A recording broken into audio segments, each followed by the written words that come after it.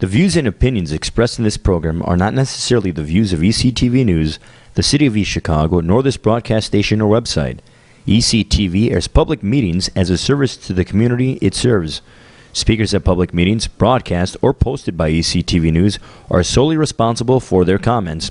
ECTV News reserves the right to edit or remove any profanity or abusive language or behavior deemed inappropriate for our viewing audience. If you have any comments or suggestions about this program, contact ECTV News at 219-391-8206.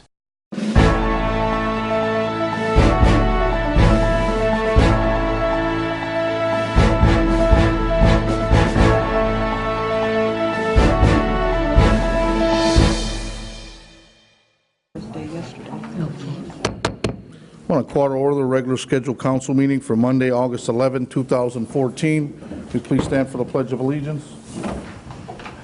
I pledge allegiance to the flag of the United States of America and to the republic for which it stands, one nation, under God, indivisible, with liberty and justice for all.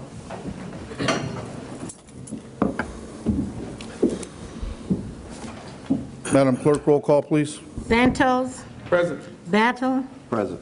Vasquez. Cuevas. Present. Orange. Present. Maldonado.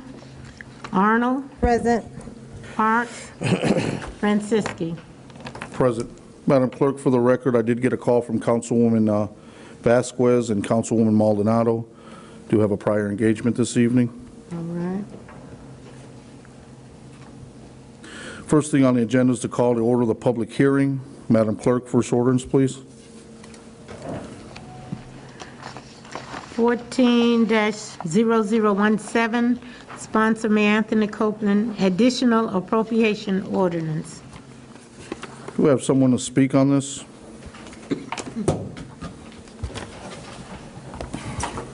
Mr. President, members of council, Jim Bennett, financial advisor, City of East Chicago.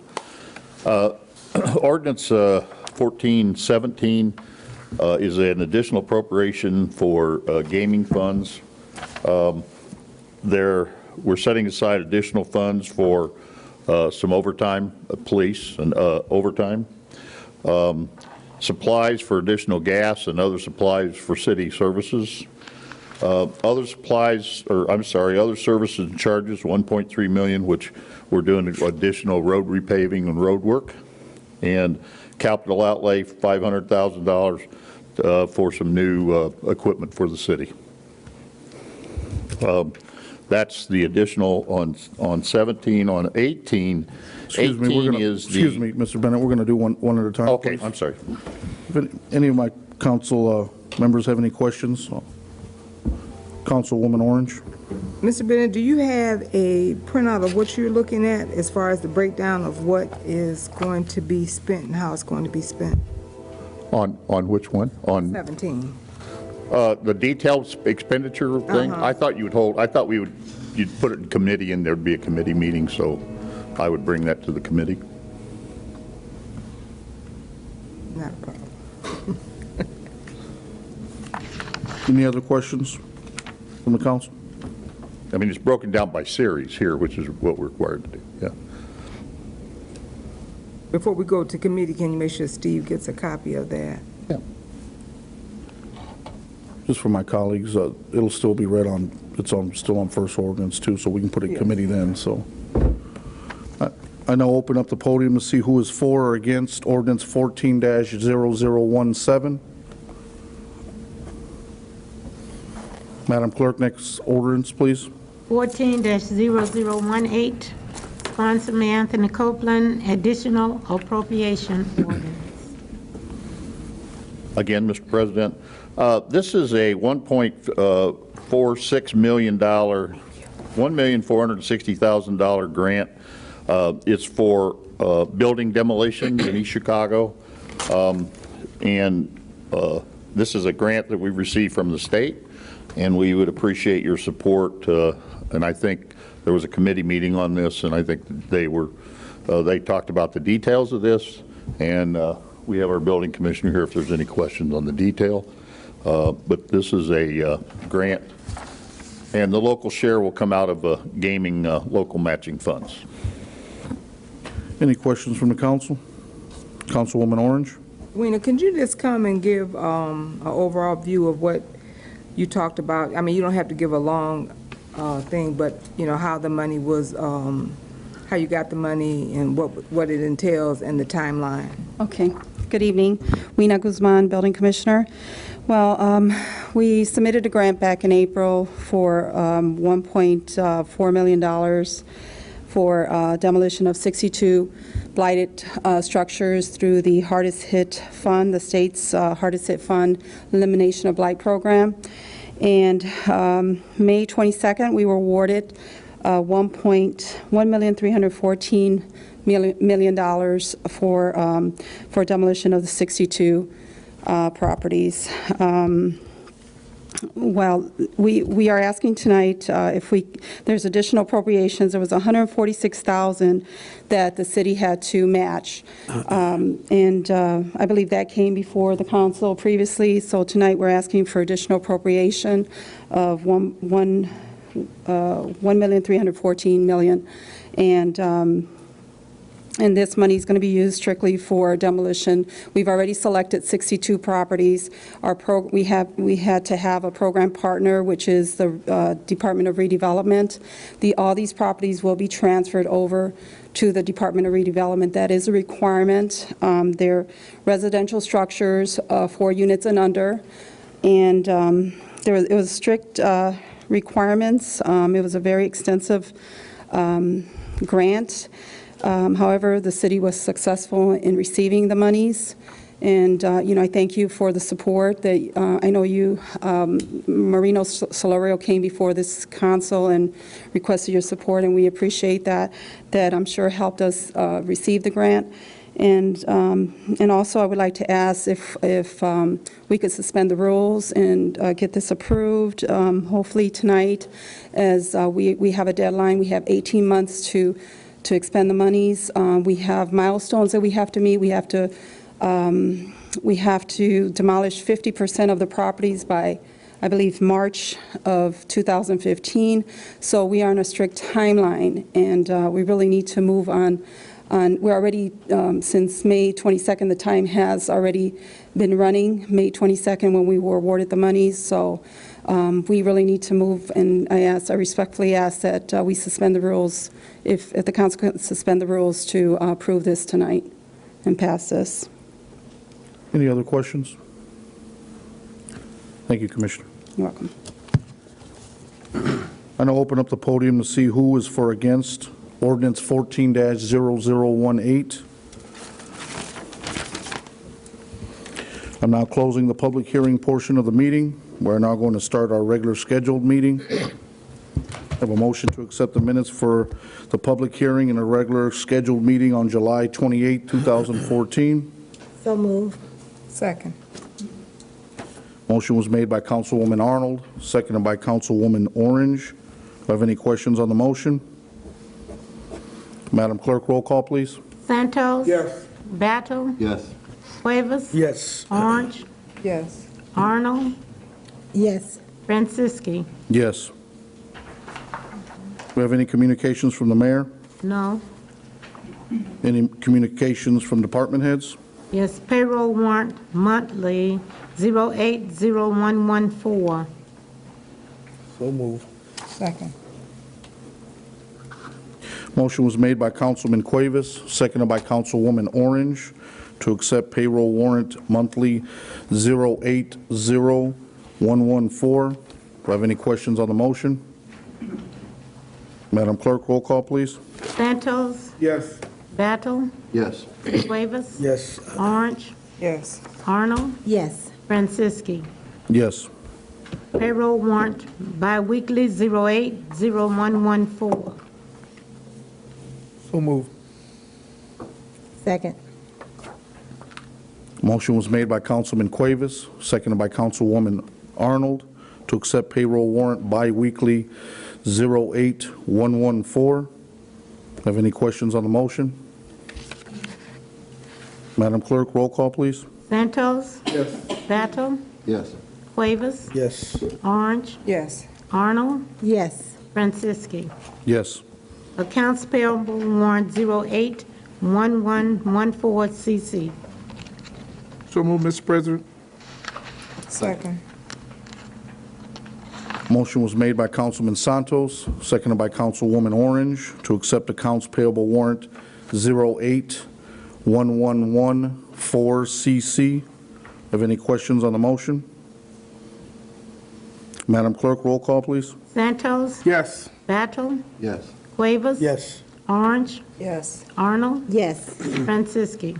Yes.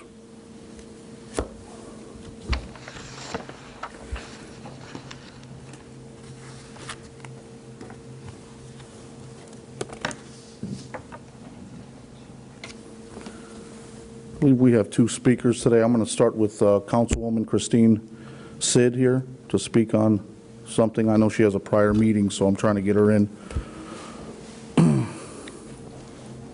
Good evening. Good to see all of you. I have with me here today Donna Kreiner. She's the director of Northwest Indiana Cancer Kids. And I believe you have a proclamation tonight, or do you have that on your agenda? No? No. Okay. Well, you should Mary, have. it was sent to Steve Segura, and then I spoke with, I believe you, Mary. We spoke on the phone, and I mailed you another packet. Oh, not to me. Okay, well, hopefully, maybe we can get that on your next meeting, agenda for your next meeting. Since Donna's here, Donna, would you like to speak? This is the third year in a row that East Chicago will, I'm pretty sure we spoke on the phone. I spoke with Mary Leonard. Is that you? And Mary Leonard, Yeah. but I did not receive a package. Yeah, I mailed it to, I believe, your office here. Is this the building you are in? We have two buildings. Yeah. But I didn't get it. Okay, so if you could just tell them a little bit Okay, about Nick. I apologize, yes. This is the third year in a row that we have proclaimed Childhood Cancer Awareness Month in every city and every town in Lake County, as well as at the county level. Our goal every year is, of course, to attempt to make it mean something. We have children dying, some in your own community, and it is an effort that has taken great efforts on many families' parts. And this year we want to make it mean something. Northwest Indiana is going to be represented in Washington on September 21st for an event of a coalition across the country to really make our statement. Our funding for research has been cut 30% over the last 5 years, and this is just unacceptable, as it's the #1 killer of our children. What our plan is to have this done in every city and every town in the state of Indiana. We are proud to say that we were the first state to proclaim on a state level this year in the country. So we are making a little bit of noise, but we need your help to do more. We are walking at Lemon Lake on September 7th. Our theme this year is Local Heroes, supporting Little Heroes. And we hope to see, I believe I saw your police chief here, so I'm going to give him one of our brochures. So we have many police and firemen coming. The county is going to land a helicopter. The K-9 will be there. It's a great afternoon, a family fun day, and it will help us continue our mission of supporting what is now 55 families in a 5-year period in Lake County. We only lost one child since I stood here before you last year, but that is one too many. So But have had about 9 families come to yeah, us. we've had 9 new diagnoses in the last 10 months. Yeah. So There's that's- just not enough money going to research for kids with cancer. I mean, we hear a lot about, breast cancer. It has a lot of awareness. There's a lot of funding that goes to breast cancer, and which I'm happy it is. But I know in my family alone, I've had one of my cousin's sons diagnosed at the age of 15 with cancer. It's very hard on the family, and so that's what Nick does. It supports the families, and we do what we can to help them both mentally and financially. So, and to bring awareness to kids' cancer. So we would appreciate your support when that resolution does come before you. Thank you. Okay? Mary, I can call your office next week and we can try again. So, Okay, very so well. thank you, but I would really, we are asking for representation from every town at our walk, and I'll, because it's local heroes, it's our everyday heroes, I'll go ahead and give some information to him if that's all right. Thank So you for that's your day that you can dress as a police You can officer dress if as you a police want. You want to officer be or a doctor or a nurse or your everyday heroes that Right. take care of us. And we do appreciate your help. And most importantly, if you hear of a family in your community that has a child that's been diagnosed, please send them our way. We have resources for them. We have financial assistance for them. We have families that will help them through the journey who can truly say, we know how you're feeling. You can reach out to me, and I sit on the board, so please. Thank you. Thank you, Councilwoman. Thank you. Next, we have Chief Becker, the Police Department. Thank you. Good evening. I've handed out to each of you a document, several documents that are stapled together,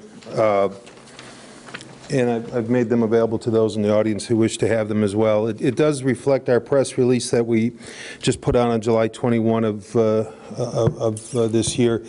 I just wanted to take about 10 minutes to maybe give the council an update on where the department was, where we're going, and what our plans are, and answer and address any concerns, any questions that you may have. I know I don't get here for every meeting, but I like to make every once in a while. The press release is pretty much self-explanatory. I'm not going to read it to you, but it basically goes in to tell you that crime in East Chicago has never been lower than it is today. And I base that on the reports that our department and other cities throughout the country submit to the FBI on a monthly basis, known as the Uniform Crime Reports. We've been doing that ever since, I go back to 1995 is the last UCR that I can find that the city submitted to the FBI, and I assure you that we were far below those numbers. Recently in the paper, there's been reports of different shootings we've had. Unfortunately, we have had some murders. Our murders right now total 6 for 2014. There was a 7th gunshot victim. However, it was determined that that person was shot in self-defense while attempting to carry out a felony himself. So we have 6 murders in 2014. We had 11 totaled in 2013. And by the way, if we look at 2008, 2009, and 2010, you will find that the city experienced 41 murders. Yet in 11, 12, and 13, the city has experienced 20 murders. So the murder rate, the number of murders for the past 3 years compared to the 3 prior, has been cut in half. I'm not claiming victory. Obviously, someone is murdered, it affects families, it's not a good thing. But the murder rate is going down. As I oftentimes have told people, when I came here in 2012, it was right around the time when the 2012 or 2011 numbers from the FBI were released. And based upon those numbers, a local newspaper described East Chicago on a per capita basis as the most dangerous city in Northwest Indiana. I can tell you in 2013, the city, 2 years later, East Chicago has reported the lowest numbers that we can find in roughly 20 years. We've gone from our numbers in 2011 to 2013, we've decreased crime 11%. And what I find remarkable about the men and women of this police department is that last year, when we recorded the lowest number since 1995, our first 6 months of numbers that we've reported January through June compared to the last 6 months are 18% lower. So we've had a remarkable success in the last year and a half. It's a credit to the men and women of this department that work hard day in and day out. I would remind all of you, the Citizens Academy that Lieutenant Marguerite Wilder heads up is an outstanding opportunity for all of you, for your friends, your associates, your family, to come in and spend 8 weeks with us from September 10th through October 29th, meeting once a week, to learn and get that intimate look at what the police department does day in and day out. Lieutenant Wilder can be contacted at 391-8326 if you have any questions regarding that program. It's a program that countries and federal agencies across the country have adopted. We have initiated our neighborhood walks. I was waiting for the weather to get warmer. I don't know that it's going to get any warmer, so I thought we better get out there and start walking. We did walk Ms. Vasquez's area the other day. Certainly, if any of you want to join us in our walks or have an area that you'd like for us to walk, feel free to contact my office, and we'll be glad to do so. But we'd like to get about 7 or 8 more walks this summer yet. We do have a bike patrol that we've activated. Been very popular with the community. Everyone seems to like to see a cop on a bike, and that's been very well received. Our police presence continues to be significant. You know, we have the stop teams. We have our patrol officers doing just an outstanding job of looking for suspicious things and making the stops when necessary. Again, in 2012, 3,700 traffic stops. A year later, 10,600 traffic stops.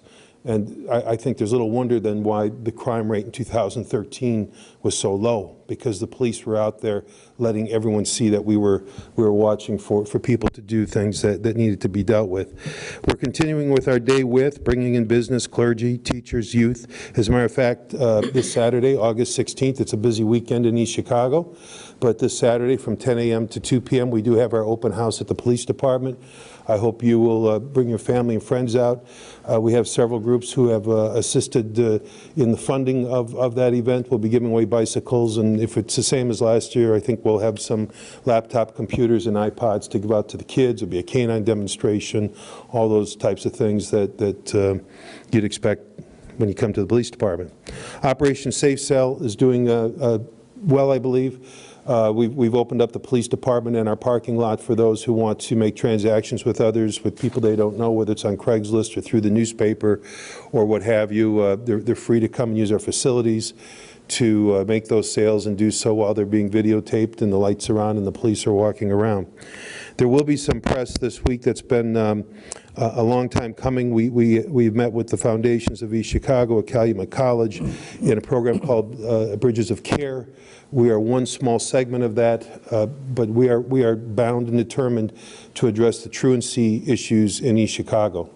They're dangerously low. Or high, however you want to look at it. There's not enough kids going to school, put it that way.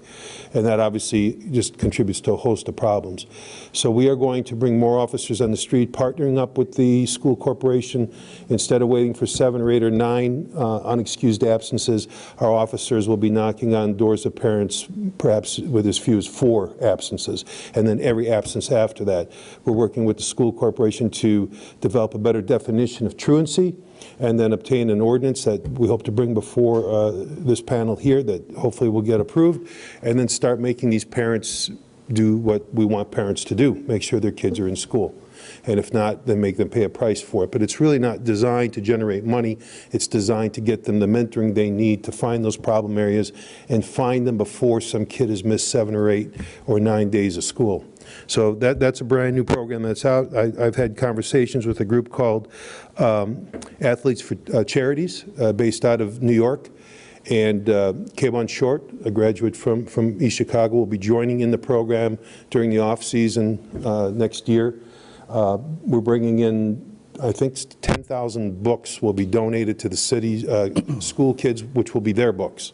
We're going to give them to them. We're going to bring police officers into the schools and actually give those books to the children. So again, we're just trying to build that relationship with the kids.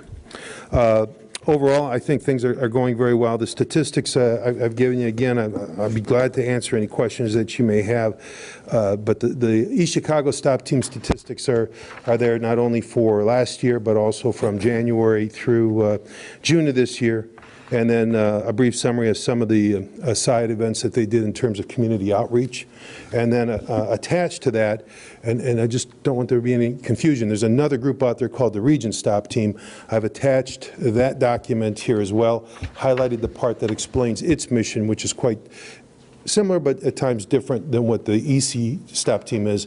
And that is the team comprised of membership from 10, 12 different police departments throughout the region, and they travel a little bit more. Their activities are not confined to East Chicago. So overall, I think, you know, when I came here 2.5 years ago, I told the mayor that I would make sure that this department became the most professional police department in the state of Indiana. There are people mimicking what this department does. The East Chicago stop team morphed into the region stop team. Operation Safe Cell resulted in telephone calls from the police departments across the country asking how we were implementing the program. Imitation is the best form of flattery. So I think we're doing what we said we were going to do. Our continuing education hours are up. We're holding our officers accountable. Our community outreach is very visible in terms of police presence, not only in stopping vehicles, but getting our officers out on streets and either on bicycles or walking the streets, knocking on doors, knocking on business communities, and overall, I think we're doing a very good job at what it is the city expects our police department to do. Having said that, if there's any questions or concerns, I'd be glad to address them. Councilman Santos. Chief, thanks for coming out tonight. And I was looking at this, and I see that there was a article wrote on the 9th, August 9th, where it reads, property and violent crime totals dropped in the city of East Chicago. And I think that's a little misleading, because the fact of the matter, violent crimes hasn't dropped, it increased. Am I right? Violent crimes went from 78 to 109. No, it's not. And is a conjunction, which means the two numbers combined have dropped. Together, they have dropped. If you read also in the article, you also find that I indicated our violent crime numbers were up 31 compared to the first 6. So the same article says that violent crime reports increased 31 reports. Combined, they've dropped. So violent crimes for last year was 78, and for this year is 109. Not for the year, no, for 6 months. For 6 months. Yes. So they increased. They increased, and that's what's stated in the article, and that's what's stated in the press release. Okay, and just looking at this, like rapes have gone up, robberies have gone up, aggravated assault has gone up. And I see that like burglary, larceny, vehicle theft, and arson, and those have went down. Yes, the violent crime total for the first 6 months of last year were 78. They're at 109. And last year, our property crime was 775, and this 6 months, they're at 591.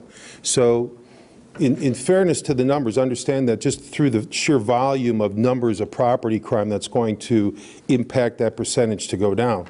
There aren't as many violent crimes taking place, so there are 31, but our overall is still going to be down 18%. And Councilman, I would also point out, I don't play the stock market a lot, but I watch the news, and I can see how stocks go up and down, up and down, up and down. Our crime rate's going to do the same thing. Overall, I want to see a chart, though, that continues down. There's going to be bumps, and it's going to go up, and it's going to go down. That's why I'm very reluctant when I release these numbers to say, we did it, we won. Because every year there's going to be another challenge. Every month there's something else is going to happen. But overall, if we can continue that downward trend, understanding that we're not going to continue to go down in each and every category, each and every reporting period, I mean, we have to be realistic about that. I'm pleased with where we're going. Last year was a record year. It was the lowest record since 1995. We're bound to take a bounce up, and that's what we did in terms of violent crime, we did. And when I look at this in regards to the murders, a lot of the murders were in regards to the IGs and that whole, a lot of those murders were because of the IGs in that one couple of years or that span of years where they've increased because of that IG and gang and... Are you referring to this year's murders? No, the ones that you referred to in 08 and 10. Could be. I wasn't here for that. Could be. I don't know what they were, but to my predecessor's credit, he identified whatever problems there were, whatever were causing it. If it was the IGs, it was. And he then partnered with those federal agencies to best address it. And those are partnerships that we maintain. We're not going to fix something that's not broke. So they may have been attributable to that. And I will tell you that of the 6 murders we have right now, you know, I asked our detectives, are they all gang related or some gang related? And it's somewhat iffy. Some are, some aren't. But as I said in the news interview, some of these people had a history of violence, had criminal histories, had done something to cause the retaliation, and that in no way justifies it. But I just don't want the picture being painted that it's not safe to walk down the street and go to the corner store to buy a gallon of milk. That isn't the situation at all. Well, the regional task force and the East Chicago task force, Yes. how's that work out? Because, you know, I was listening to a radio show, and I overheard one of the gentlemen, and I asked this at the last council meeting that you be here, because I had the question. There was a radio show, and one of the gentlemen at the radio show, I believe he's the, you all right, Chief? At the time I sure didn't want to trip. I'm sorry. He was boosting about either, I don't know, the stop team. He didn't specifically say what team. He just said stop team, that they were going to be at the Pierogi Fest. Right. And I found that kind of alarming, because I know that before, when you've come before the council and you asked us for some money, that the stop team is this aggressive patrol that kind of goes in the dark corners of the community, and that was their function. And, you know, and what disturbed me, that he was boosting that on a Saturday, hot Saturday night, you know, that in a weekend, or a beautiful weekend night, that these guys were going to be at the Pierogi Fest. And I don't understand the logic in utilizing a special team like that, a group of guys that go out there and they can see where, or they have the knowledge to know that, look, we know what that guy's up to and what he's doing. Not that all police officers can't, but this special group of team, that's what they do.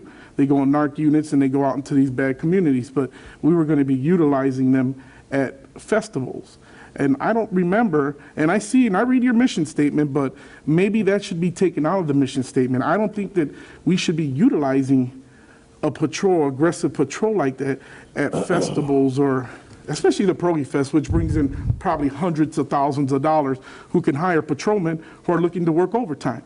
And why are we utilizing a regional or a stop team at these type of events? Well, that's exactly what the stop team is meant to do. We have the East Chicago stop team, which I had requested $150,000 in overtime funding from this council, and you gave it to me. They stay in East Chicago. That is what they do. The region stop team came about with the increase in violence in the community, came about as a discussion had at the U.S. Attorney's Office with Mr. Kapp and probably every leader of the law enforcement community in Northwest Indiana back in August or September of last year. And so what can we do as a group to deal with this violence? Because it doesn't stop at County Line Road. It doesn't stop at Calumet Avenue. We have to think outside the box here, or we're all going to be dealing with this problem sooner or later. Someone asked us about the Chicago stop team, and I explained to them how it worked. And they said, well, wouldn't it be wonderful if we could get all these agencies together to go out and share information and go into communities, whether it's our community today and their community tomorrow and another community the next day, and for the first time in the history of Northwest Indiana, not rely on the federal government to do something for us, not rely on the state police to do something for us, not rely on the county sheriff to do something for us, but for chiefs of police to take ownership and responsibility for their city and say, I need help to do this, and I need it now. So, and as I said, I think it's a great form of flattery. Think of it, Councilman. You've got police officers from St. John, from Dyer, from Highland, from Griffith, from IUN, from Whiting, that are willing to come into East Chicago as long as once in a while, if they need our help, we go help them. What better way to build these relationships? And that really was one of the main components of the mission of the Region Stop Team, wasn't just to pull people over or to make arrests, but to build these first contact positive relations with young kids. Would it surprise you to tell you that we've been up on Guthrie Street playing basketball with kids? We've been over there playing football with them? Would it surprise you to learn that we knock on doors just to talk to people? What better place to go than to a festival where, A, they knew they were going to have a good number of gang members there, and something going bad there would be horrendous, so they asked for our help there to squash that. But what better place for our officers to go when people are having a good time to meet police one-on-one and they see the stop team jacket and they go, you know, I've heard a lot about it. Tell us something about that. What is it that you guys are doing? Because I don't know. Again, it's that we're looking to build these relationships with the community. We're looking, it doesn't have to always be negative. No, Chief, Chief, you're absolutely right.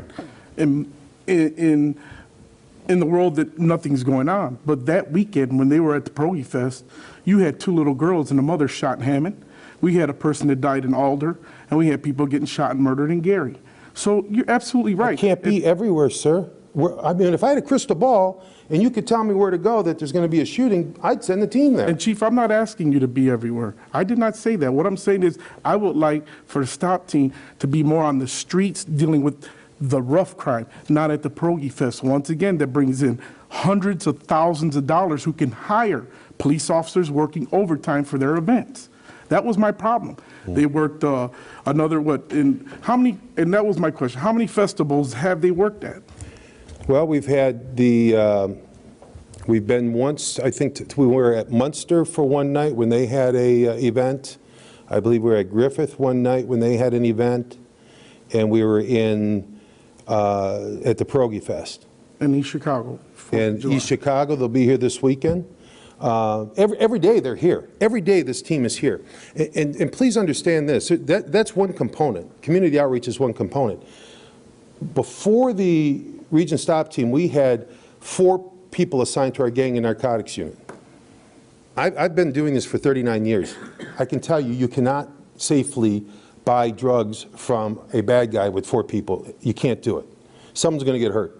And if they don't, then you ought to just say, thank God no one did. We took those 4 people who really weren't effectively doing much in terms of executing search warrants, and we turned that into a team of any given night, 8 to 12 officers in our streets doing that. We've executed search warrants that have resulted in literally roughly $80,000 in currency taken off the streets, handguns, stolen handguns taken off the streets. The effectiveness of that team is very difficult to measure, but I can tell you it is everything that I thought it would be and more. So if Whiting is going to give me an officer to help me deal with my gang and drug problem here, and that 1 or 2 nights out of the year they say, can you just help us with this? Because there are gang members in Whiting, and we encountered them, and we did deal with those gang members. It's very difficult to say, no, you got to come back to East Chicago. That's not the region concept. That's not what they do. And I understand that, and I think the mayor's taking the approach with people that are having festivals, even with our police department, that they're to hire their own. They're to go out and hire county or people that want to work overtime and not bother those that are on patrol or things of that nature. That's what I'm trying to get to. Is I think that maybe we ought to sit back and we ought to reevaluate how we utilize the stop team, the regional. Are you the one that, are you in charge of the regional stop team? So that we don't send them out to festivals. I think there is, the last I checked, there's not murders in happening at the Pierogi Fest. And to go out on a Saturday night or Friday night and see that our guys are working there, and if we're going based on our people that they give us, Whiting gives us what, 1 officer, a minimum of 4 hours a week, and we send a whole team over there in Whiting. When these guys are making a lot of money over there, that's one of the most packed venues in this side of the world. I mean, you know, the Pierogi Fest is very big, brings in a lot of money. They have enough money to hire private police officers to work overtime. I think you're missing, and you know, we could do this all night, sir. I don't think that you quite understand the concept of community policing. I don't think you understand the importance that it is that our officers go out and establish positive relationships. You can read day in, day out where police officers go out to crime scenes and the people will not talk to the police. They don't trust the police. They don't want to give their names. They don't want to tell them what they saw. When we go out to these events, whether we're walking Guthrie Street or we're walking Calumet or we're walking downtown or we're walking Main Street, wherever, we go into Gary, we walk Dory Miller, we walk Delaney. We're trying to establish those relationships so that when something does happen, there's a positive relationship there for us. We're not over there to stop a murder. We're over there to build relationships with people so that they think more positively of the police, and that's the whole point of it. And you know, all I can tell you is I've been doing it for 39 years. It works. And I don't know what part of the program would be upsetting when your crime's at the lowest it's been in 20-some years, and we're picking apart whether or not we send 3 officers to Pierogi Fest. Well, I'm a little befuddled by it. Crimes reported, sir. What's that? Crimes reported. Crimes reported where? Yeah. No, you said crime is down, and that's crimes reported, because some folks don't report crime. But that's a constant, sir. That's a variable that you can't measure. That happens every year. People Okay, won't so report then crimes. don't boost up here that crime is down, because there's some crime that's not being reported. Would you not agree, sir, that that happens every year? Absolutely. Well, then we can't compare what we don't know, sir. Okay, so We can't compare what we don't know. I can tell you this, that on the 45th block of Magoon, we have an issue. And you know the issue. You know that this past weekend, there was a gentleman that was beat up. He was jumped, and he was called a snitch for cooperating with the police department, or shall I say myself, because the guy didn't want to come forward. Until I went to the hospital and I spoke to this gentleman. I said, you need to come forward. Right.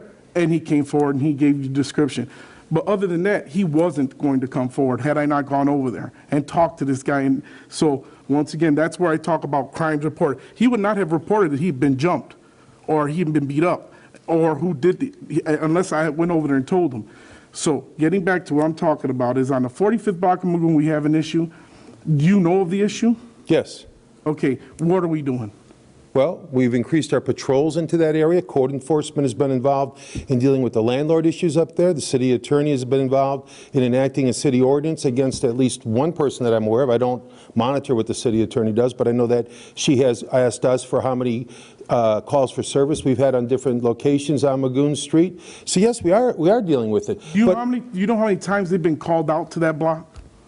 Off the top of my head, no. If you want me to get you the information, I can get it for you. I can tell you it's a lot. And, you know, I can tell you that it's probably unacceptable. And something needs to happen. Now, this is our city. Now, I'm going to leave Whiting and Hammond and Highland and all these. I'm talking about East Chicago. We have an issue on the 45th block of Magoon. Everybody knows about it because I've been screaming it from the top of my lungs here on this council for probably the last 2 years. And my colleagues can attest to that. And I've been calling you, and I've been calling the mayor, and I've been calling the building department, and I've called everybody that can possibly listen to me. We have an issue. We've had an ordinance that we passed 2 years ago that, at this point, I still am not sure where we're at. Nobody can really tell me a definition as to where we're at with this issue and that ordinance on the 45th block of Magoon. Nobody. Well, I was hoping you could, because I would imagine it's utilizing a lot of your resources. A lot of your guys are spending a lot of time on the 45th block of Magoon. And I know that if I was the chief, I'd be upset. And I'd be trying to figure out what we can do to fix that problem so that I didn't have to utilize my guys and my people on that block. But Well, nobody can give me a definite answer as to what we're doing.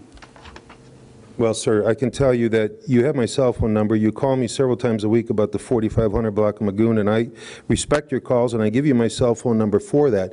But to suggest that we're not doing anything when you know what we I have didn't done, suggest that, Chief. and that we have I did sent not. officers down your block on an hourly basis. We did that for several months last year. We're doing it for several months this year.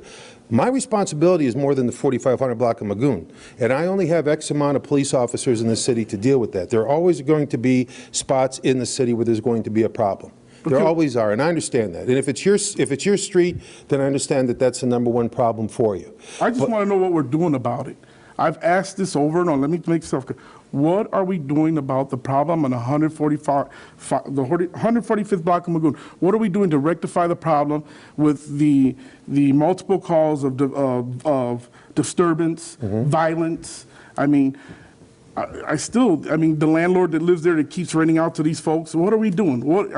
I would imagine. What's up to that what folks? What folks or what folks? the guy that got jumped this past week and he got staples in the head and called a snitch. But what are the folks? I mean, how do we, is there residents a of that process block. in place where we can't rent to The people? residents of 145th, myself, my I'm wife, not sure what my the folks children. are. What folks do you speak? We keep renting out to those folks. What folks? What are the folks that we're renting Same out to? people that live at the 45th block of Magoon, they keep causing the same problems, them type people. Them type, okay. I just didn't know what kind of people we're speaking of.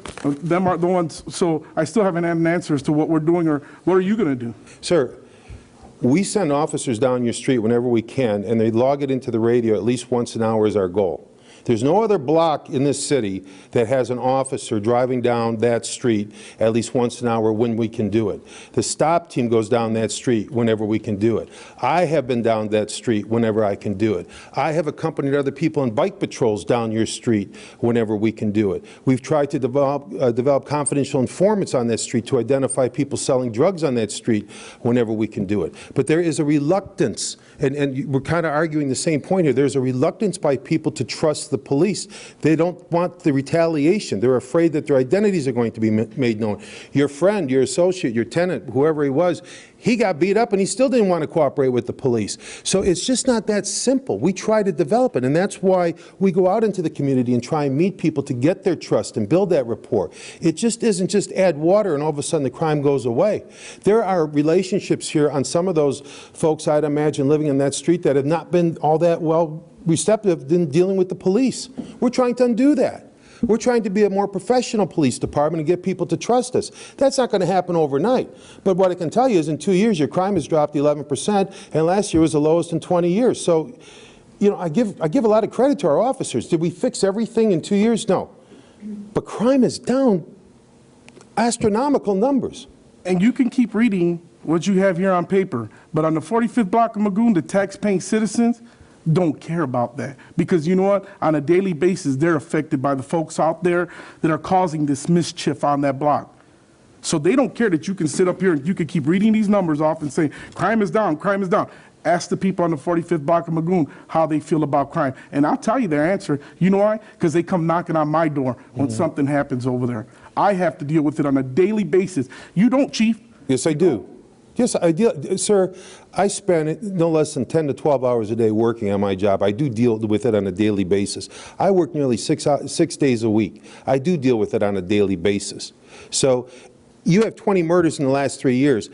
I could go to one of those families and say, was that a good number? Of course it wasn't a good number if one of those victims was one of theirs. Of course if you live on a street where we're having problems, it's not good. But people have to step forward. And even the individual you spoke of, when I asked you, did he report that address to the police? He had not. Well, how can we do something with that information if people will not tell us where the problem's at?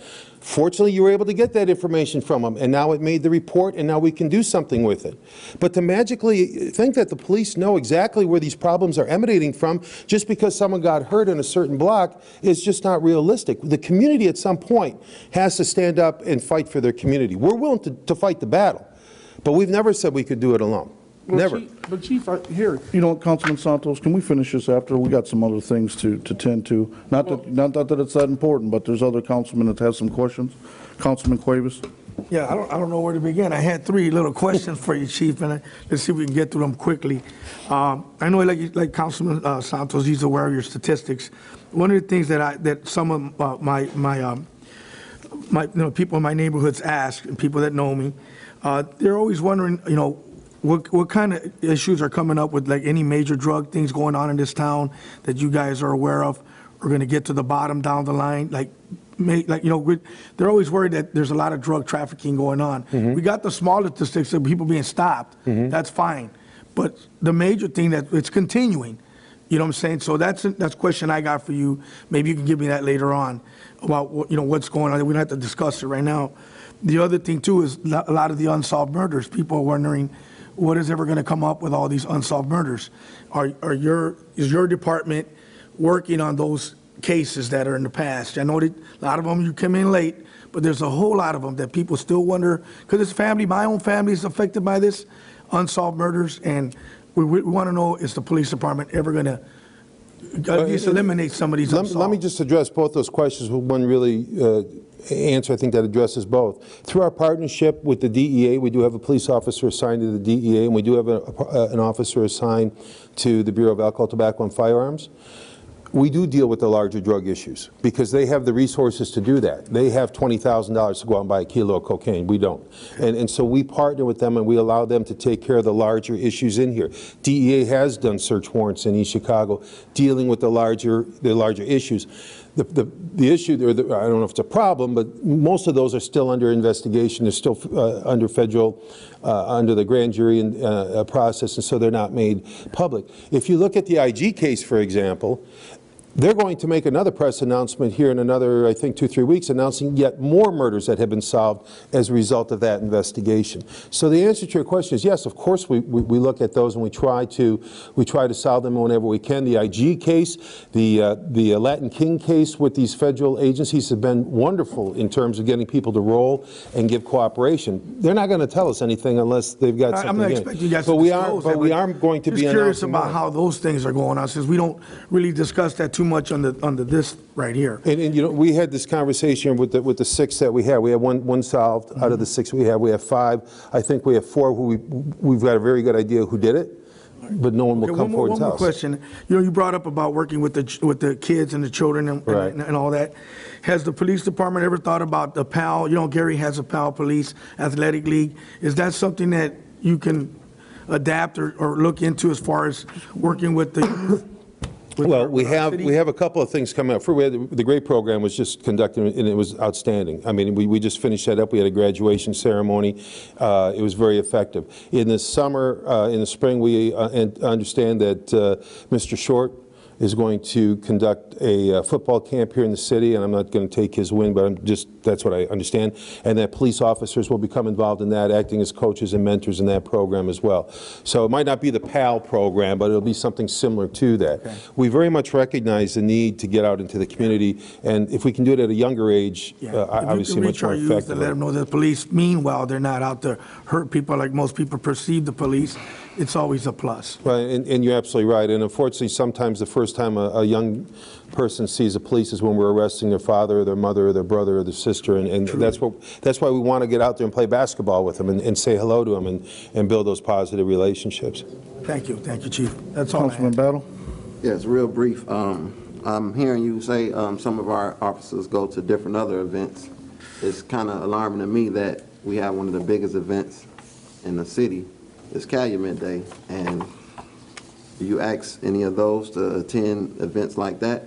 Because we had a fight, and we was pretty much, you know, we didn't have enough manpower as far as the police. Well, I talked to the commander about that, and he said that he had the same amount of people he had there as last year. There was no intelligence that we had received that it was going to be any more of a problem than it was last year.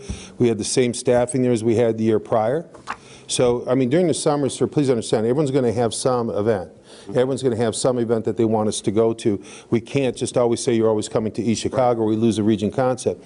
But I did hear of that, and I did look into it and say, did we have enough people there? And they said, well, when something happened as it did, it got a little bit bigger, and we thought we might have been better with another officer or two. But again, it's a crystal ball. When you do proactive and predictive policing, you've got to say, what has happened in the past? What do we need in the future? And that's what we did. But we did have the amount of officers he wanted there for that event were there. Okay. And I have another question. I see here it says for arsons you didn't have any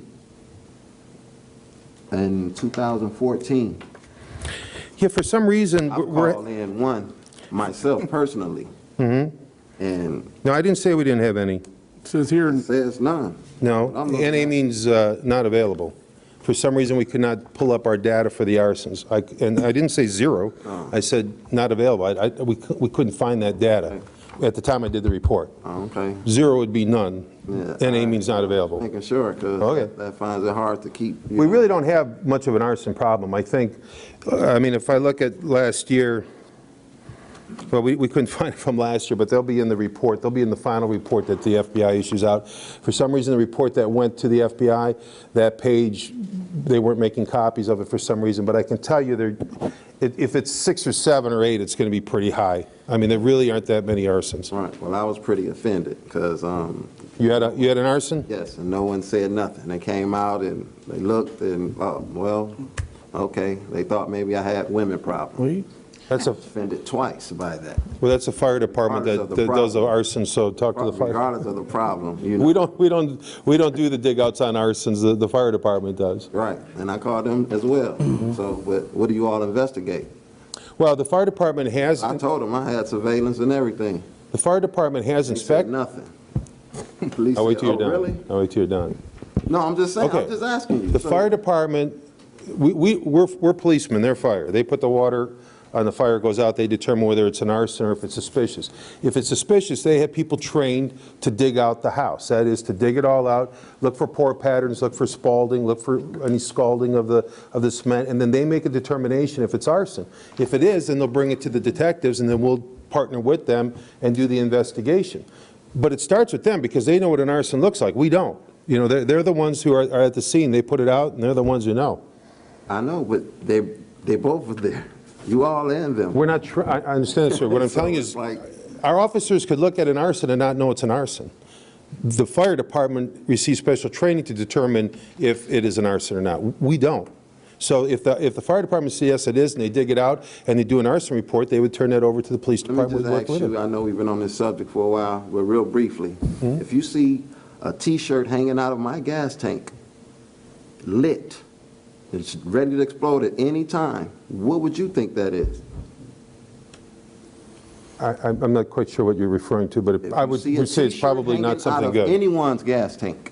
Anyone. Excuse me. You know what, I know my colleagues got other questions. Maybe we should move this to a Public Safety Committee meeting.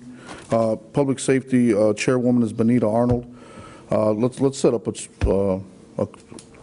meeting with the chief and possibly the fire chief as well.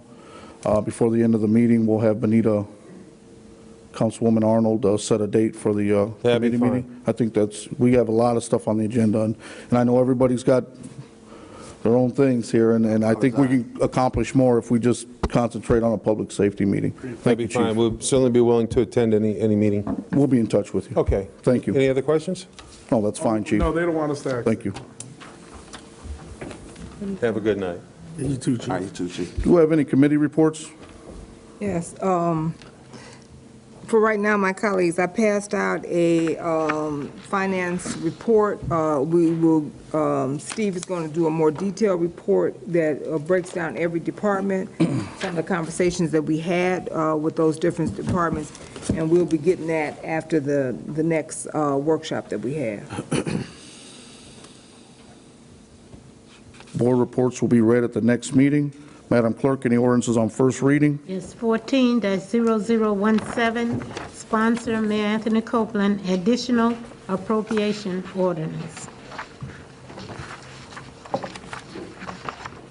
So moved. Second.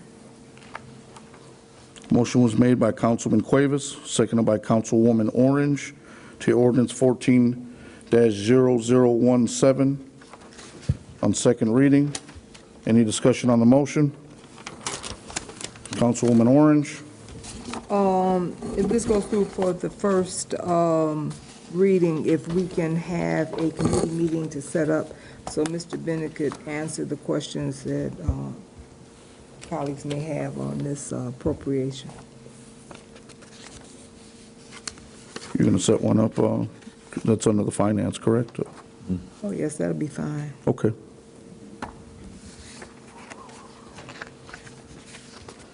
Madam Clerk, roll call to adopt ordinance 14-0017, second reading. Santos? Yes. Battle? Yes. Cuevas? Yes. Orange? Yes. Arnold? Yes. Francisci? Yes.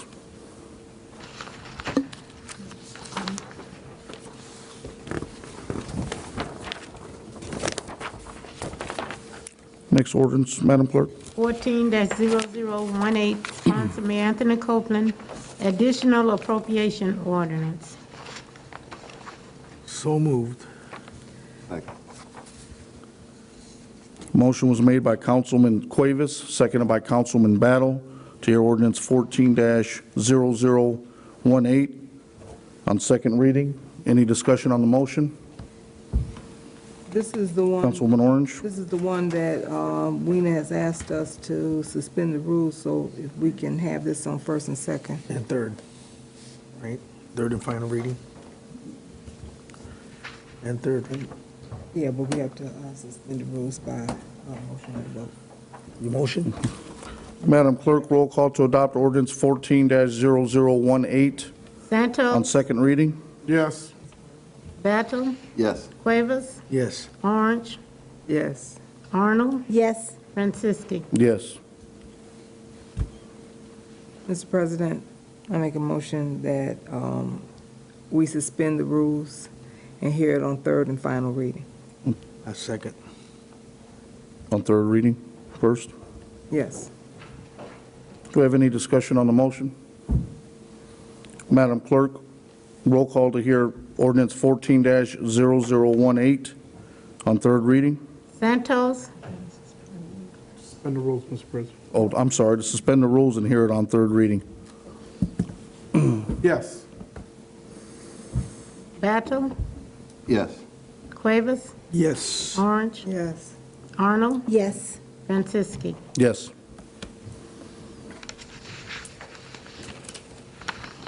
Mr. President, I make a motion that we hear it on the final reading. Second. Motion was made by Councilwoman Orange, seconded by Councilman Cuevas to hear ordinance 14-0018 on third and final reading. Madam Clerk, roll call, please. Santos, Yes. Battle, Yes. Cuevas, Yes. Orange, Yes. Arnold, Yes. Franciski. Yes.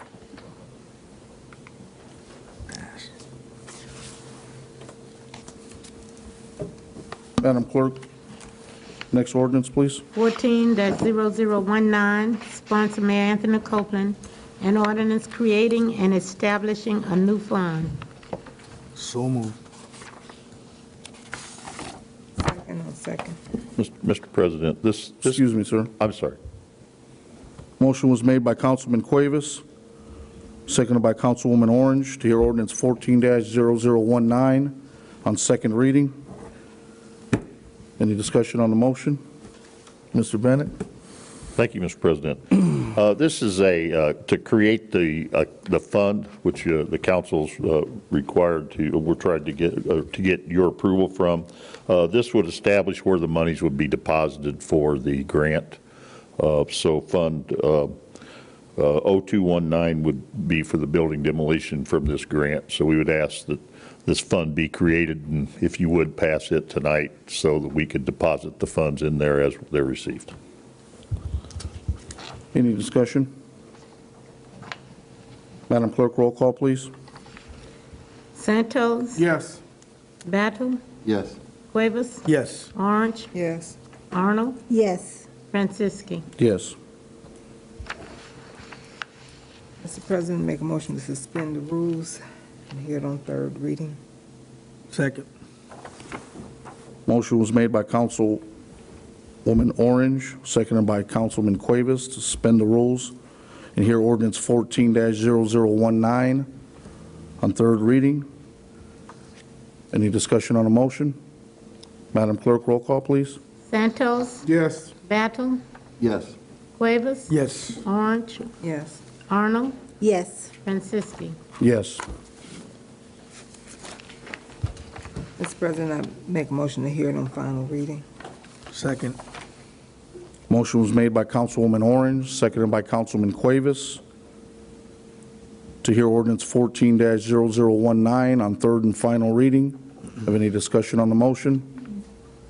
Madam Clerk, roll call, please. Santos, Yes. Battle, Yes. Cuevas, Yes. Orange, Yes. Arnold, Yes. Franciski. Yes. Madam Clerk, next ordinance, please. 14-0020, sponsor Mayor Anthony Copeland, an ordinance creating and establishing a new fund.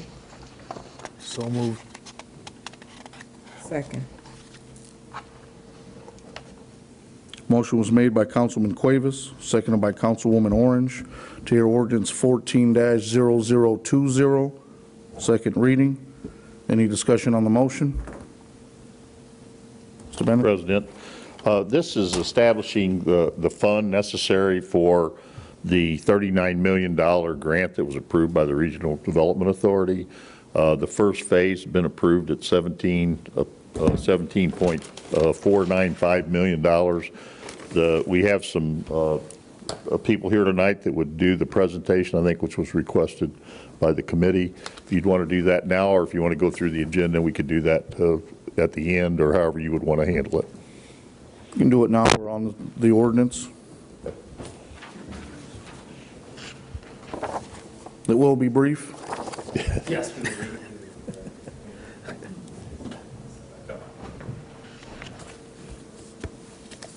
The lights off.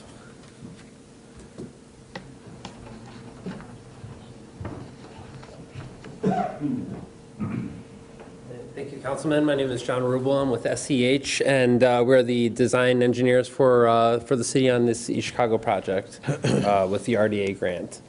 So to give you a little bit of back history, we did go through a whole grant application process, which included some stakeholder community input back in 2013, and we developed some master plans from that community inputs, and from there we completed our draft reports in August of 2013, and the phase 1 of the grant was approved in November of 2013 as well too. So this first phase, as Mr. Bennett mentioned, it's about $17.495 million total projects. And as you see here too, it was listed kind of how all these projects are broken out. Lake Michigan projects, demolition, so on and so forth. And I'll kind of give you a slide to kind of show you which each project is. Lakefront Phase 1, the construction should begin early September, within the next couple weeks out here. It's really increasing some more land out at Joyce Beach and making the lakefront and the beach park a much more enjoyable place, easier to access, a little more amenities for those days when the water is closed. They'll have a splash pad, picnic area, and so forth, and doing some repavement work on Aldous Avenue as well too. $4.1 million is going to demolition projects, which have been identified kind of throughout the city as well too. Weena's here and could speak more on that if you guys have any more questions. Main Street and Broadway retail development project, $5.5 million is earmarked for that.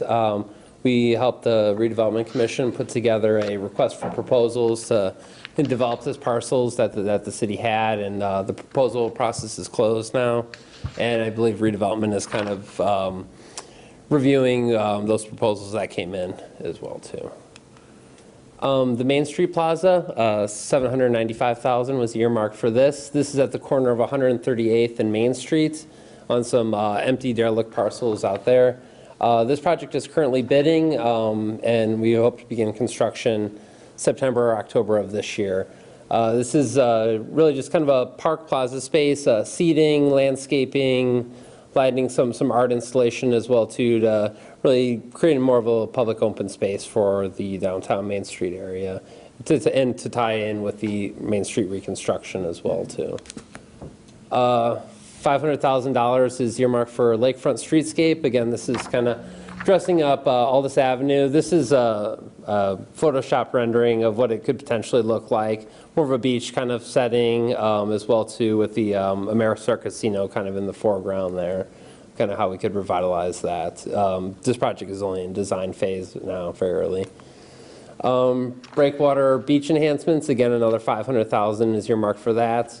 And you'll see the top picture is kind of the before, and the after is conceptual rendering of what that could be as well too, to be a little more engaging, to kind of connect the improvements that we're doing at Joyce Beach Park as well with the breakwater, to kind of create a long lineal park experience throughout the area for all different types of users.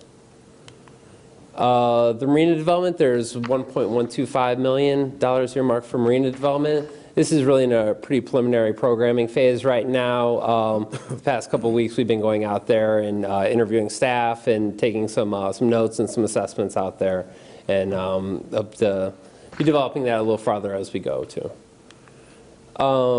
Middle Steel overpass ramp, the design phase, there's only $300,000 earmarked for this, but it's really kind of cleaning up that visitor experience for people coming to the casino, leaving the casino, to make sure that it's nice and clear and clean and simple for them as well too.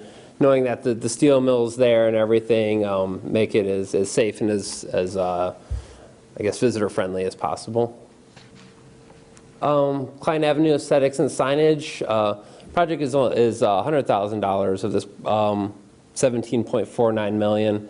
But it's really kind of trying to help, again, for the visitor, for the arrival sequence, to really understand better where your destinations are, where you're going, to help start making Klein a little bit more of a easier route to travel, so to speak. Regional wayfinding and gateways.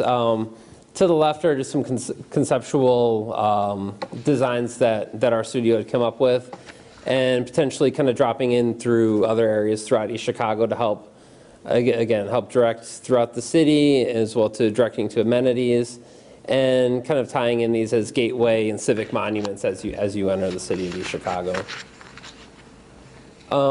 Finally, the $3.2 million is for the ground routes slash kind of the Main Street, Broadway, and some other potential roadway work as well too.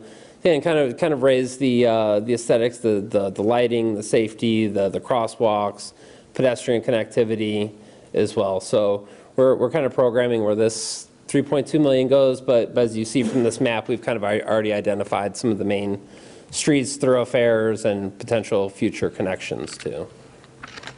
And that's it. So that was brief enough for you all. Happy to answer any questions that anybody may have as well too. Councilman Cuevas? Just real quick, I noticed on that pier going out, Yes, sir. is there anything there for people that want to fish? That's exactly one of the things that we're going to look I into didn't see that, providing so out I there. was wondering about that. Yeah, that's exactly one of the things we're Because looking right now, at. it's hard to fish off of that. It's just too far away and those rocks are in the way. Yeah, absolutely. something's And gonna we be noticed considered that's for one of that? the biggest users out there right Yeah. now is the fishermen Yeah, I too. noticed So we're that, looking too. to accommodate them by dropping some railing or trying to help pull some things back or getting a little access closer to the Yeah, shore well, that's edge good as to hear, well, because too. I never was ever brought up. Yes. So I was just wondering about it. Yes, Thank sir. you. Yeah, definitely. Councilman Santos? The ramp going into the casino on the far, I want to say the west side, that ramp that comes, and then it starts to do that big circle where you could either go to the marina sure. or to the boat. Sure. Is there going to be another, I know that Mr. Reed, at one of our committee meetings, he had mentioned, and I just didn't see it on there, is there going to be another entrance into the mill where it doesn't affect that ramp where we're all, like if you go to the marina now, you're literally traveling with big old trucks and steel as you Yeah. go back there. So is there, I just didn't see it in the drawings, is there going to be a separate entrance into the mill where they don't have to utilize that ramp there no more? Well, Councilman, we've got a separate grant from NDOT to go in and modernize that whole thing where hopefully we're going to drop a couple of those ramps and make it more accessible. So when you do drop in, you just drop in and some go to the mill and then there may be a, what do they call it? Roundabout that would let the traffic separate as it goes across. And I didn't see it on the drawing, that's why I asked. Yeah, It's not part of this grant, it's part of another. Next, okay. grant. Yeah. And I think on the other end as well too, on Michigan Avenue, you kind of go around the centrifuge to get up and overcline. That's actually a project that's been identified with the phase 2 or 3 of the RDA grants as well too. To go on the other ramp, the small ramp, that just goes directly Yeah. into by the water plant. That's phase 2. This is totally a $39 million project. That's phase 2, and there will be some improvements made there too. Correct. Any other questions? Madam Clerk, roll call to adopt ordinance 14-0020 on second reading. Santos? Yes. Battle? Yes. Cuevas? Yes. Orange? Yes. Arnold? Yes. Franciscan? Yes. Mr. President, we'd like to ask if you would request the suspension of the rules so we could get this and we could start issuing purchase orders on this grant. Mr. President, so move to suspend the rules for ordinance 14-0020. Second.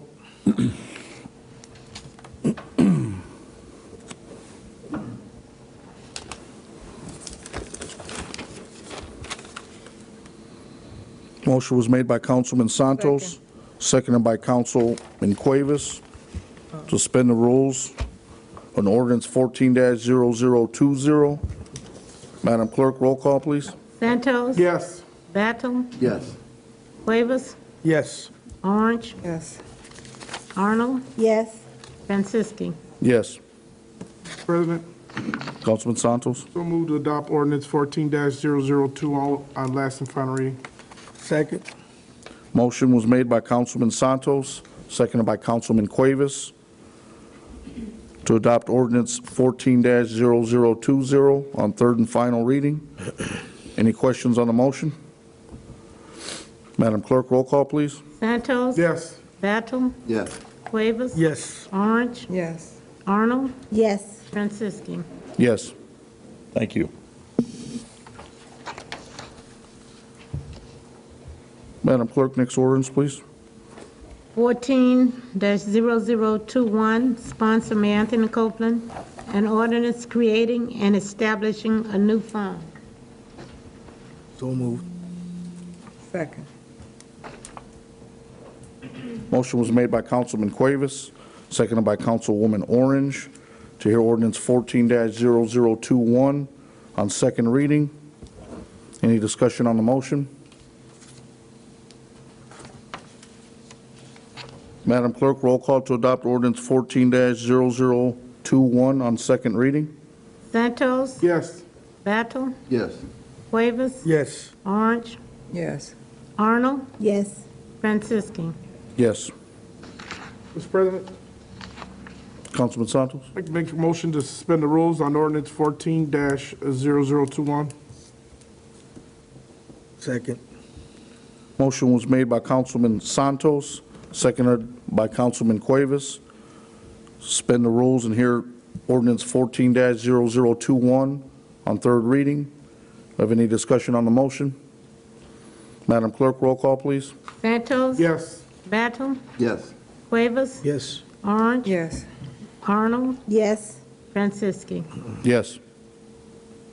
Mr. President, Councilman Santos? so move to adopt ordinance 14-0021 on last and final reading. Second. Motion was made by Councilman Santos, seconded by Councilman Cuevas, to adopt ordinance 14-0021 on third and final reading. Any discussion on the motion? Madam Clerk, roll call, please. Santos? Yes. Battle? Yes. Cuevas? Yes. Orange? Yes. Arnold? Yes. Franciscan? Yes. Again, thanks for getting this done for us. Thank you. Madam Clerk, do we have any ordinances on second reading? No. Any ordinances on third reading? Yes, 14-0013, sponsor Mayor Anthony Copeland, additional appropriation ordinance. So moved. On third and final reading. Second. Motion was made by Councilwoman Orange, seconded by Councilman Cuevas, to hear ordinance 14-0013 on third reading. Have any discussion on the motion? Madam Clerk, roll call to adopt ordinance 14-0013 on third and final reading. Santos? Yes. Battle? Yes. Cuevas? Yes. Orange? Yes. Arnold? Yes. Franciscan? Yes.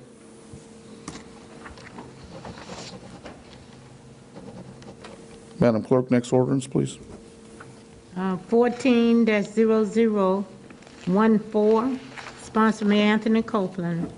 An ordinance authorizing the insurance of taxable economic development tax increment revenue bonds, Series 2014, Lakeside Gardens Project of the City of East Chicago, Indiana, the proceeds of which shall be provided to the company to support the financing of the acquisition, construction, rehabilitation, installation, and equipping of an economic development facility located in the City of East Chicago, Indiana, providing for the pledge and assignment of revenues for the payment of said bonds, authorizing a project agreement with respect to the bonds and the project, and authorizing other actions in connection with the insurance of such bonds. So moved on third and final reading. Second.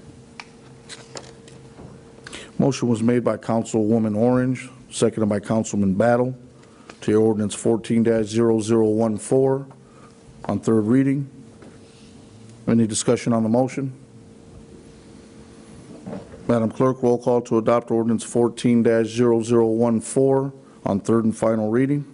Santos? Yes. Battle? Yes. Cuevas? Yes. Orange? Yes. Arnold? Yes. Parks? Franciscan? Yes. Madam Clerk, next ordinance, please. 14-0015, sponsor Mayor Anthony Copeland, additional appropriation ordinance. So moved on third and final reading. Second. Motion was made by Councilwoman Orange, seconded by Councilman Cuevas, to hear ordinance 14-0015 on third reading. Any discussion on the motion? Madam Clerk, roll call to adopt ordinance 14-0015 on third and final reading. Santos? Yes. Battle? Yes. Cuevas? Yes. Orange? Yes. Arnold? Yes. Francisci? Yes.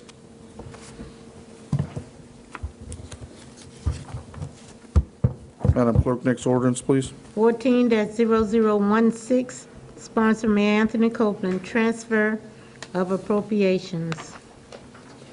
So moved on third and final reading. Second.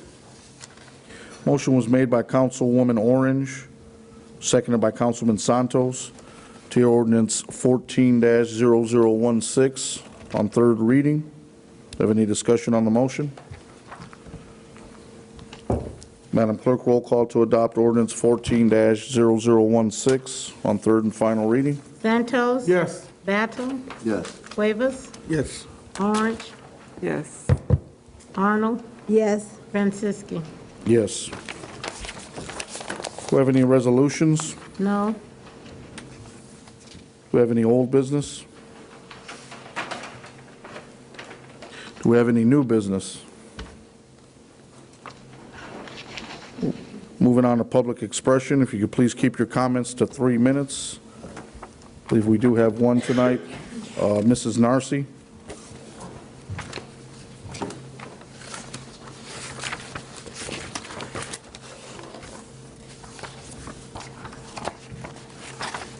Geraldine Narcy, 5719 White Oak Avenue, East Chicago. I'm here to put a complaint in or some help from whoever's in charge of the 911 calls. Just recently, July the 23rd, I called the 911 number, and the operator told me that I should call another number. I says, ma'am, I'm calling. My husband just had a stroke. I need an ambulance at this address. And she connected me with another operator, and she says, can I help you? And I said, please send an ambulance at 5719 White Oak, East Chicago, Indiana, Roxana area. Please hurry. And that, it took over 20 minutes for that ambulance to arrive in Roxana. And in the meantime, while I was waiting for them, I sent him out there to go see where that ambulance is at. And he came in and that they're not coming yet. I said, open the front doors, leave them open. He went back out. He ran. You finish telling. I ran outside. I was in the middle of the street, and I saw the ambulance parked down there, and they were just parked. And I was waving my hands, and they finally came, but it took an extra 5-6 minutes. So right now, my husband's in the hospital since July the 23rd. He had a CAT scan today. There's another one tomorrow. I don't know his conditions that well in that, but this isn't the first time I'm complaining about this 911 number in that. We had a house fire in 1985. It wasn't a big one, it was smoldering, something was burning in there. And we called the 911 4 times, and we were told we have to call Hammond Fire Department. So in the meantime, in that, going on the boulevard, the canal bridge was being repaired or something that was closed. So the time that it took to get was over 25 minutes in that. They came from Hammond, and the firemen on the truck and that knew my husband because they were related, they were cousin. He said, doesn't East Chicago know their boundary lines? In that, well, that's a slap in the face in that. But that's not the first time. We had a call again in that, and again, the house next door to us and that was on fire.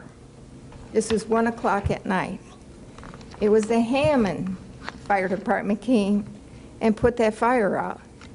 And not only that, but they got a hold of NIPSCO, everything, and it was well taken care of in that.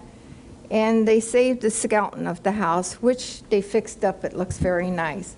But it's just the idea. I had brought this up about my house smoldering in 1985, and that. I went to the council at the time Pastrick was mayor. And the councilman, Gus Corus, and that, I stressed it to him in that, and I also told them I would like a written letter that this was going to be fixed. And I told them, I says, if anybody gets bodily hurt or dies from their negligence, that they can't receive my 911 call when my phone number is 397-6632. The 397 automatically should have connected me right with the operator to come and for an emergency. And after, I think it was an incident between the other things that were going on, I talked to, called me up in that, what's his name? I can't think of his name now. Cruz, and that, and he said that he had it fixed already with the Hammond Department. Well, my brother retired from the Hammond Department. He checked that board in that, and he said it was still up there. Herbie Cruz never took care of it. It was still up there. So when is it going to be fixed? When I called, it took over 20 minutes for that ambulance to get to my home.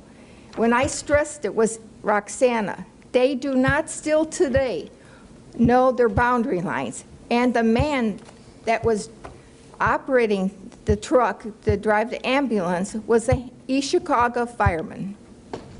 And in the meantime, when they came to the house, automatically they should have known my husband had a stroke because I stressed it. He had a stroke. All they had to do was put him on the gurney and take him away. No, instead they start talking to him, realizing he wasn't that knowledgeable that what was going on.